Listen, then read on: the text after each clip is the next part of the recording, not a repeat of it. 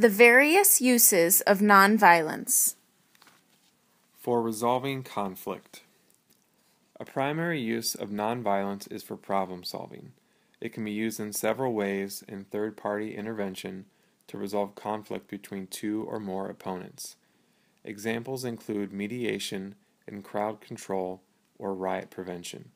The need for nonviolence in many other areas of police work is becoming apparent. It is useful in resolving neighborhood disputes, in stopping fights or arguments, and in handling criminals. Through the use of nonviolent methods, a community can work and learn together, become more of a community. Caring about each other and helping each other deters crime and acts of violence. For personal self-defense. Nonviolence can be used for situations in which negotiation is not an option. As pointed out in Dorothy Samuel's Safe Passage on City Streets, the techniques of nonviolence have been used successfully by individuals many times to repel attackers, even armed ones. Nonviolent self-defense is based upon a person's refusal to act in a victim-like manner and involves assault prevention as well as resistance.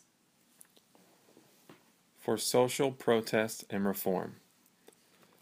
The movement of Gandhi to free India from English control and that of Martin Luther King Jr. to free blacks from oppressive cultural patterns in the United States are classic examples of the use of nonviolent methods for social protest and reform.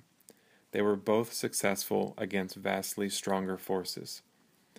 Even one person can begin a nonviolent struggle against something she or he feels is wrong. Growing support may become wide enough for success. Nonviolent resistance can be for change of government, as in India, or for reform of government, as in the U.S.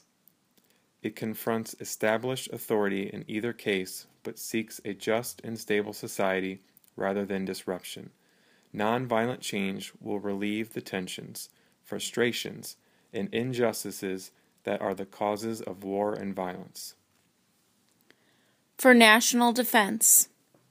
More and more people are realizing the impracticality of military defense as we are urged to spend more and more of our tax dollars for military-related expenses.